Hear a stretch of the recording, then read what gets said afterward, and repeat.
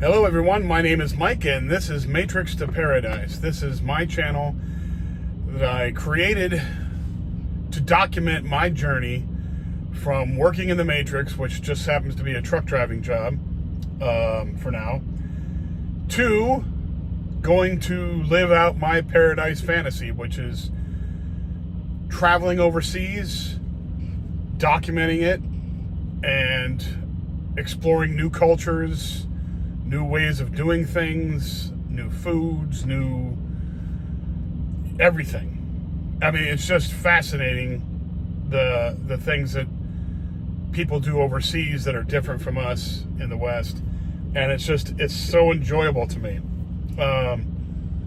Of course, some people I've talked to have told me that they could never, ever do this. Just toss everything away and travel overseas. That's the furthest thing from their minds. I mean, furthest. I understand that. I have some friends that I've made, in the years past. I'm, in my late 50s now, and I have seen a lot of friends who have been born in a certain place, have lived there their entire lives, and I am positive they are going to die there.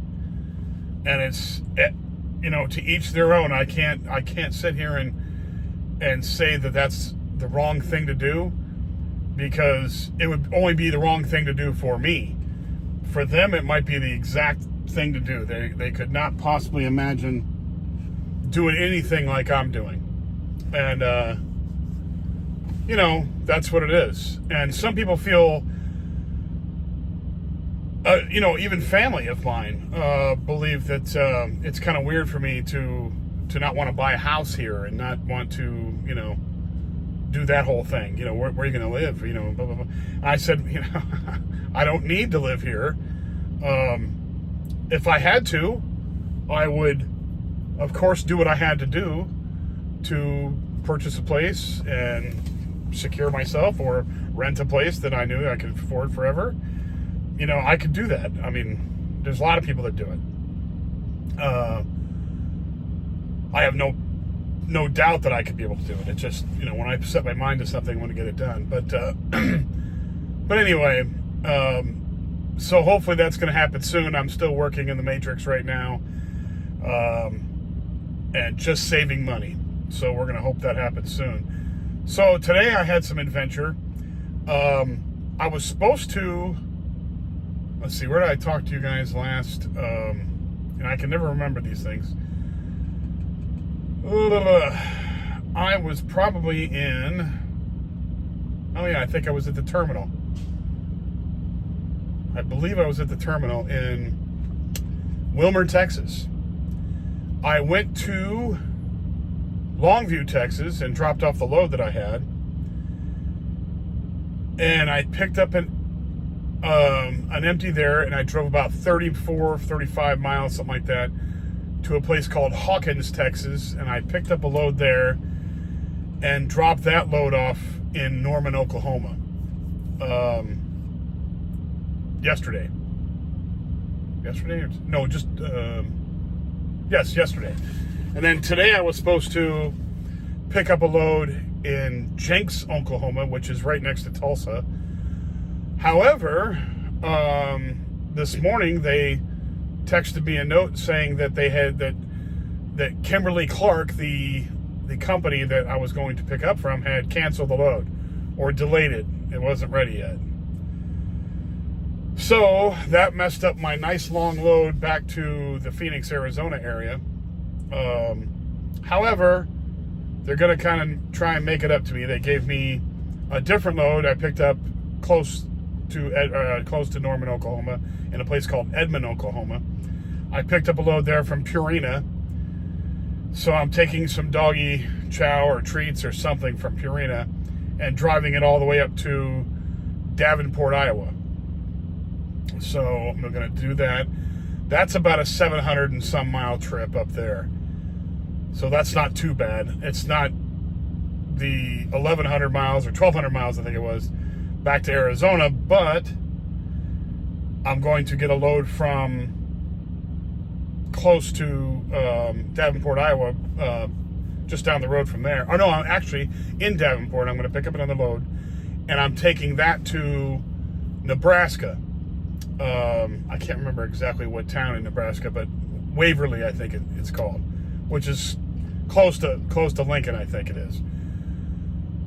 Pick up that load, drop that off there, and then I pick up another load in Nebraska and take it all the way to Tracy, California, which is in the Central Valley of near Bakersfield.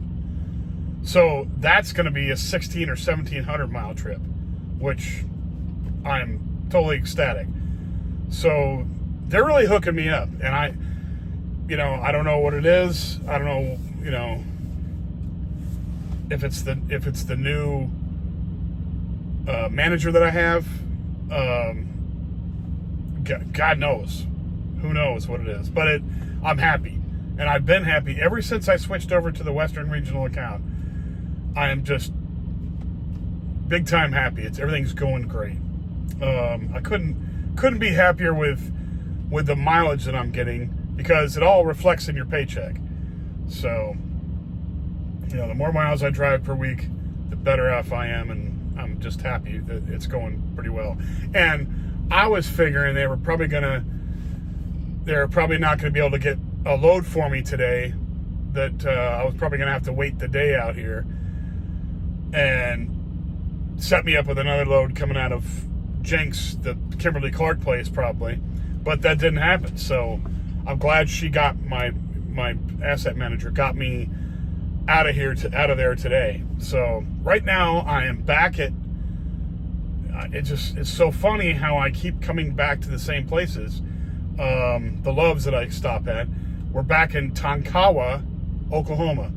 And if you watch my videos regularly, you've seen this view before. So there's the big Love sign over there. There's the fuel lanes, and I'm sitting over here in pretty close to the same spot I usually sit in over here, close to it. But anyway, I sit back here on the back fence over here because it blocks the sun. Well, the sun is off to my left over here and back behind us, and I like to park next to a truck, some truck that's over here, any trucks that are over here, and it blocks the sun off for me. Now I would park there with those guys, but those are, every time I come here, those are always filled up, and I don't know why, but it is what it is. So I park over here.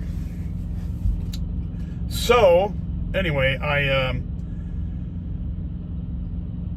have conversations with different people, and one person was talking to me about what I'm going to do overseas, and because every time I tell somebody that I'm going to leave the country, move overseas on a semi-permanent basis, because I'm going to explore, so it's going to take me some time to explore each country and all that. And so I'll probably be over there for many years, be out into the world for many years, not in the United States necessarily. Maybe you come back for visits and all that, but not living in the United States. So everybody I tell that to, if I get into any kind of chats with people, clerks at Loves, or anybody around, other truck drivers, whatever, they're totally fascinated by the fact that I could possibly leave for years at a time, leave the country. And I said, well, you don't know anybody that's ever explored the world or whatever. Yeah, but they always come back. It's only like a month at the most, not like years at the most. And I said, and they always ask me, well, what are you going to do? How are you going to make it and all that? I said, well, I'm going to make it on savings first, and then I'm going to try and make money online, do whatever I have to do to make money online. Probably a multitude of things, try and get some cash streams going. I've got to do a lot more research on that. I don't have really the time to do it right now, but I'm going to have to start making time to do that. But I will have other expats over there that I can pick their brains because I know there are plenty of people who live overseas permanently and are not on Social Security, so they figure out a way. So I just got to pick their brains, befriend those people and pick their brains, not just to get information out of them, but just be friends too. But I mean, a lot of people have information, and it behooves you to glean whatever information you can if it's going to help your situation. So that's how I'm going to do it initially. Of course, I'm going to get Social Security in about 5 years, so that's the gaps. The 5-year gap is what I need to make sure that I'm covering.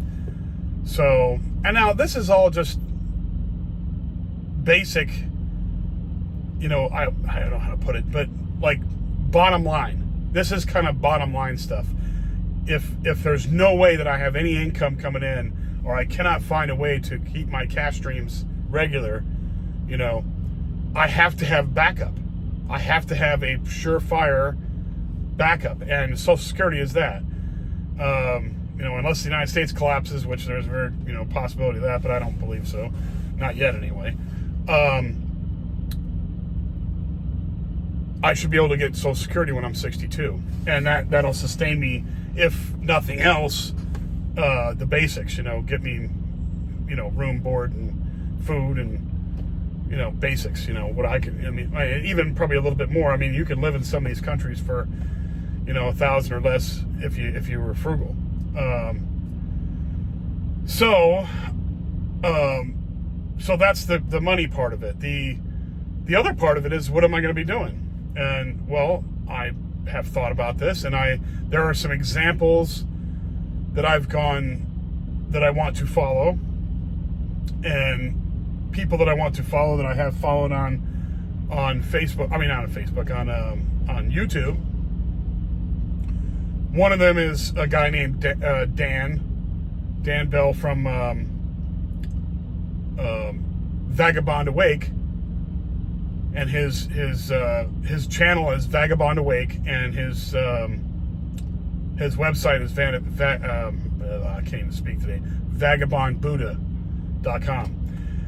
Anyway, I promote him because that man has done more to inspire me than anybody else has, and he's been doing it for a long time now, and slow traveling, and he is pretty much the guru. So following his example is going to be something that I really can't wait to do. He goes around with he has a girlfriend that he travels with. I think they're just girlfriend, boyfriend. I'm not sure. They might be married now. I'm not sure, but I don't think so. I think they're just still girlfriend, boyfriend. But they've been together for a long time, like 5 or 6 years or 7 years maybe. And they travel around the whole planet, to different countries, and give updates on the pricing, how to retire there early or retire there late, and whatever to retire there. They'll go to different countries, different places in those countries, and different cities in those countries, and they will do an assessment of the cost of living there. The food, the accommodations, if you want to stay for a week or a month, or if you want to stay permanently. They give all the up-to-date information.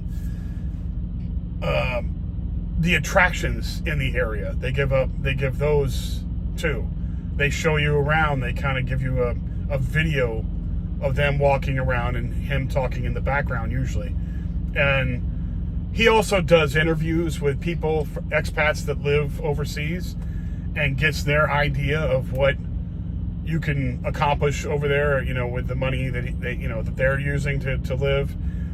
And it's just it's a very it's an awesome concept, and it's inspired the heck out of me to want to go do something like that.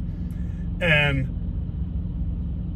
obviously I'm not going to try and compete with him or whatever. I'm just going to do the same kind of thing, and he'll still be as popular as ever. He's been such an inspiration to me that And I'm not trying to fanboy, I'm just saying that he's doing exactly what I want to do, and it's just inspiring.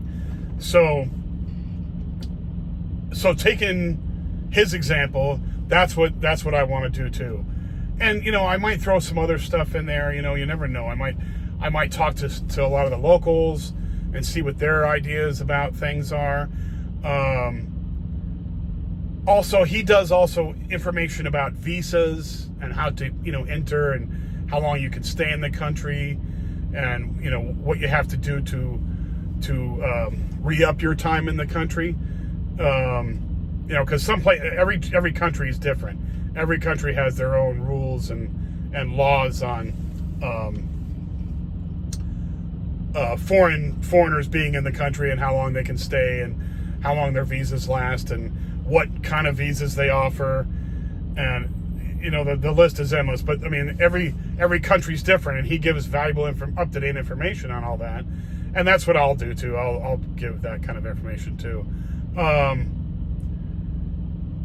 He goes to eateries and shows you what the pricing is, and grocery stores, and shows you what the pricing is. And it's very informative, and it's very exciting, to go to different places and see all that stuff. So that's, anybody who likes to travel and all that will enjoy watching my channel when I get over there, because that's what I'm going to do. For example, I'm going to take Cambodia is going to be my first country that I'm going to go to. Now, if you've been following me on this channel, you know that I spent 4.5 months in Cambodia, 4.5 months over there teaching English. When my mother died, I went over there and I just felt like doing something different, and I needed a vacation anyway. And I went over there and had the time of my life. It was so fun going over there. Cambodia is so different than the United States. It's not even funny. And it's just that's what made it great. It's so different from any Western country.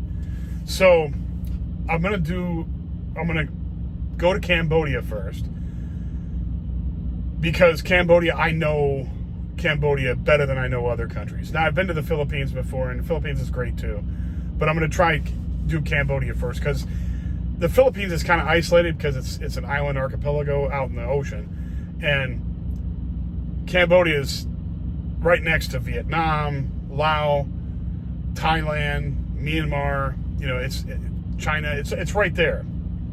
I probably won't be going to China, but it's just awesome that all that stuff is right there. So I think I want to try that first, because I won't have to fly anywhere.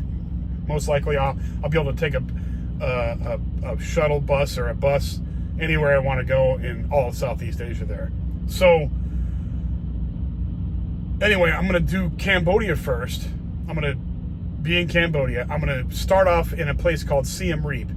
Siem Reap is the city that's the closest to Angkor Wat. Angkor Wat, if you don't know what it is Cambodia's biggest tourist attraction. It's a huge religious complex built 800 years ago, I think it is, or maybe 1,000 years, maybe more than that. I should have done my research.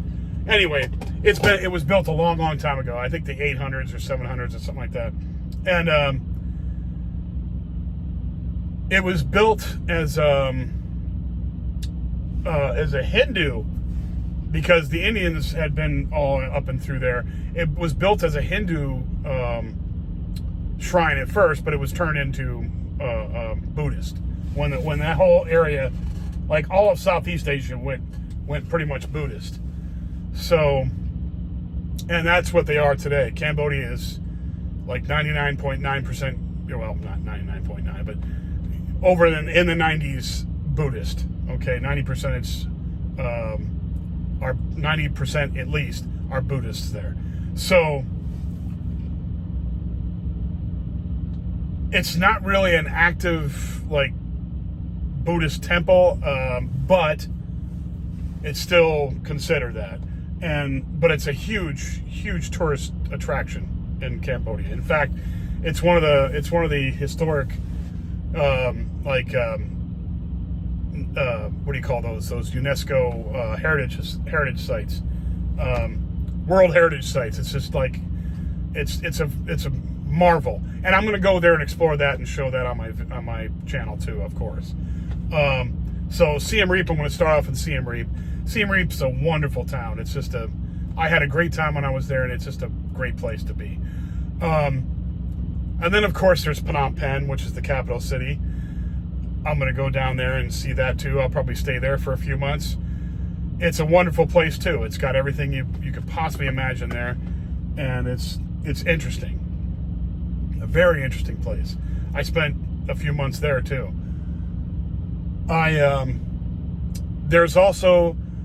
There's like 5 towns in Cambodia that I really want to check out. So Siem Reap will be first, probably Phnom Penh next, and then there's a place called Battambang, which is the 3rd largest town there, I think. And I always wanted to check that out. It's interesting. I drove past there one time on a bus going to the sticks where I was going to teach English. And I drove by there, but I really didn't get to stop, and I really wanted to go stop there. But anyway, I will stop there this time. I'll probably stay there for a month or 2 at least. And then that's Battambang, Battambang. Battambang. Anyway, I'll go there, and then there's some places on the water that I want to go check out, because Cambodia does have some beachfront property there. On the South China Sea, so I want to go see that. So there's 2 places down there, one called Kampot, Kampot, Kampot, Cambodia, and another one called Kep, Kep. And there's also Sihanoukville down there. So Sihanoukville is also a town that I want to check out. Not a lot of Western tourists there. It was built up into a Chinese kind of tourist town, and the Chinese haven't been coming lately, so it's kind of been a dead place lately, from what I've heard. But I still want to go see it. It's interesting, and I want to see that place. So Sihanoukville, Kep, Kampot. Kep won't be long because it's not much there to see, but it's a really beautiful place with the beach and all that stuff right there. So on the southern part of the country, it'd be Kep, Kampot, and Sihanoukville. And then on the middle part of the country would be Phnom Penh and Battambang, and a little further north will be Siem Reap. And there's a lot of interesting things to see in Cambodia, so Cambodia should take me a while. And then, I'll probably flip a coin and say Vietnam or Thailand next. And I want to explore Laos as well. There's a guy up there who does a YouTube channel in Laos called Now in Laos, which is very catchy. But he's a pretty cool guy. He's from Australia originally, and he's married to a Lao woman up there. And they travel around the entire country and show you different stuff, like the mountain people up there, the Hmong, and all kinds. It's a very interesting channel too, so you should go check him out too. Now in Laos. And so Laos would be one place I'd love to go see that. And Vietnam, of course, and Thailand and Myanmar. Myanmar is going to be challenging right now unless things clean up there, because they're having a civil war there, and you don't want to go there when there's that kind of stuff going on. But anyway, that's pretty much what I want to do. Those are my ideas initially. Now, things obviously will probably change when I get on the ground, and we'll see how it works out. Because all best plans are made to fail. So I'm going to do my best to get them to be accomplished, and they will be in one way or another. Maybe not just the way that I think they will. Anyway, if you like the channel, please hit the like button and subscribe. That really helps out the algorithm. It gets this channel spread to other people that might enjoy this. If you know anybody who would enjoy these subjects, traveling overseas, travel, trucking, inspiration, all that stuff. Please share it with them, and hopefully we can get some new subscribers and build the channel up. I love this. I love doing these. This is really fun. So thank you very much for watching my channel. I will come back to you guys on Friday because today is Wednesday. So I should be in Nebraska by Friday, I believe. Anyway, I'll let you know then. Take care, guys. Be safe, and I'll talk to you later. Bye-bye.